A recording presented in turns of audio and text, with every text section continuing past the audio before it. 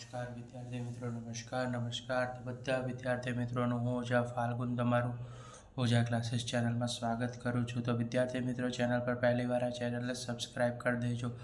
આજનો જે વિડીયો છે તે ધોરણ 10માં વિષય ગણિતમાં ચેપ્ટર નંબર 13 આંકડાશાસ્ત્રમાં મધ્યસ્થની મેથડનો જોવા જઈ રહ્યો છે. વિદ્યાર્થી મિત્રો, મધ્યસ્થની મેથડનો દાખલો તમારી બોર્ડ એક્ઝામમાં પૂછાય છે, તો આપણે મધ્યસ્થની મેથડનો દાખલો સોલ્વ કરશું.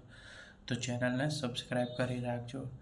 તો સ્વાધ્યાય 13.3નો મધ્યસ્થને શોધવાનો છે. કઈ રીતે મધ્યસ્થ શોધશું? તો સૌથી પહેલાં તમે જોઈ શકો છો, અહીંયા ઉંમર વર્ષમાં વર્ગ આપેલો છે.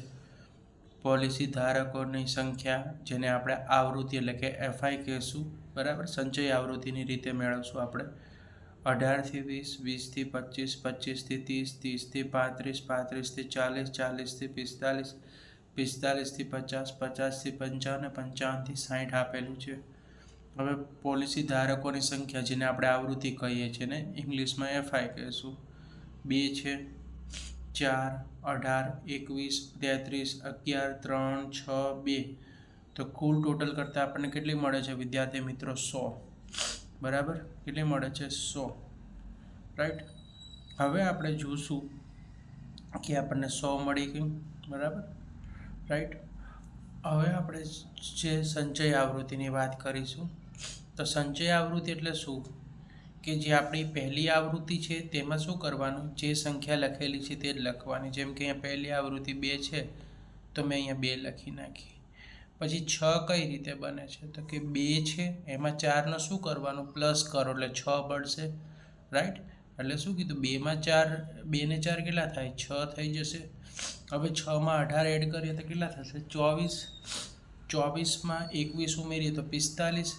45 માં 33 ઉમેરીએ તો 78. 78 માં 11 ઉમેરીએ તો કેટલા થઈ જશે? 89.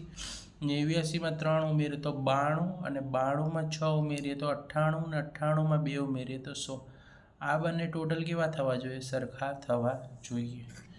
આ વસ્તુ તમારે ધ્યાન રાખવાનું છે.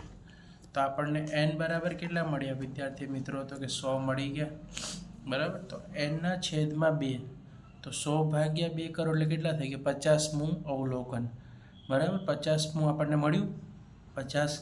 તો 50 ક્યાં આવે છે? તો કે અહીંયા આપણે આવૃત્તિના કોલમમાં જોવાનું. તો કે અહીંયા જો તમે 46 થી લઈને 78 સુધીની સંખ્યા અહીંયા સમાવેશ થાય છે, તો તેનો વર્ગ જોવાનો.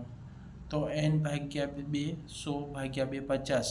એટલે આપણે આ જે છે 35 થી 40 છે એ આપણને શું મળી ગયું? એની અધસીમા મળી. એટલે L બરાબર આપણે કેટલા લખ્યા? 35 લખ્યા. L એટલે અધસીમા. બરાબર. આ એનો વર્ગ થયો.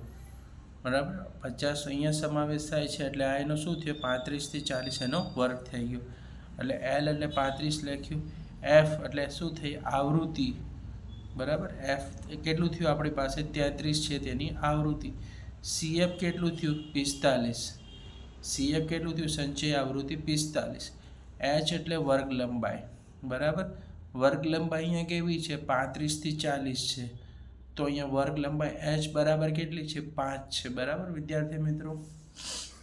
હા, ધ્યાન રાખવાનું છે. હવે મધ્યસ્થનું સૂત્ર લખવાનું છે. તો M બરાબર L વત્તા કૌંસની અંદર લખવાનું n ના છેદમાં 2 માઇનસ CF અને છેદમાં લખાશે F, કૌંસ સમાપ્ત કરશું અને ગુણ્યા H. આ મધ્યસ્થનું સૂત્ર છે. હવે આપણે કિંમતો મૂકી દઈએ. L એટલે અધસીમા કેટલી છે? 35 છે, તો આપણે 35 લખી નાખી. પ્લસ ચિહ્ન પ્લસ. n ના છેદમાં 2 50 છે, તો 50 લખો. માઇનસની નિશાની. CF સંચય આવૃત્તિ કેટલી છે? 45, તો 45 લખો. છેદમાં F આવૃત્તિ કેટલી છે? 33 છે, તો 33 લખો. H વર્ગ લંબાઈ કેટલી છે? 5 છે, તો 5 લખી નાખવાની. ઓકે. અહીંયા સુધી તમને ખ્યાલ આવી ગયો વિદ્યાર્થી મિત્રો. હવે આપણે નેક્સ્ટ સ્ટેપ તરફ જશું. 35 ના 35 એવી રીતે જ રાખશું. હવે જો કૌંસની વાત કરીએ આપણે, તો કે 50 માંથી 45 બાદ કરીએ તો કેટલા મળે? 5 મળે. ગુણ્યા 5 ના 5 છેદમાં 33. ઓકે. ખ્યાલ આવી ગયો. 35 ના 35 પ્લસ 60. 5 ગુણ્યા 5 25. 25 ભાગ્યા કેટલા કરવાના? 33. તો 25 ભાગ્યા 33 કરો. બરાબર. તો તમને અહીંયા જવાબ જોઈએ, અમે ભાગાકાર કરેલો જ છે. ઓકે. તો 35 ને 35 25 ભાગ્યા 73 કરો એટલે 0.757 એટલે ત્રીજો આંકડો થાય એટલે 0.76 લઈ લેવાનો તો 35.76 થાય। જો વિદ્યાર્થી મિત્રો મેં અહીંયા ભાગાકાર કર્યો છે 5ની ઉપર કોઈ પણ સંખ્યા થાય એટલે એક અક્ષરથી વધી જાય, અહીંયા 0.757 આવી ગયું એટલે તમારે અહીંયા 0.76 લઈ લેવાનું। તો વિદ્યાર્થી મિત્રો આ હતો મધ્યસ્થનો દાખલો। આપણે આગળ ખોટી આવૃત્તિનો દાખલો કર્યો। આપણે હવે નેક્સ્ટ છે તે બહુલકનો દાખલો કરશું। તો ચેનલ સાથે જોડાઈ રહો। વિડીયો પસંદ તો વિડીયોને લાઇક કરી દેજો, ચેનલને સબસ્ક્રાઈબ કરી દેજો।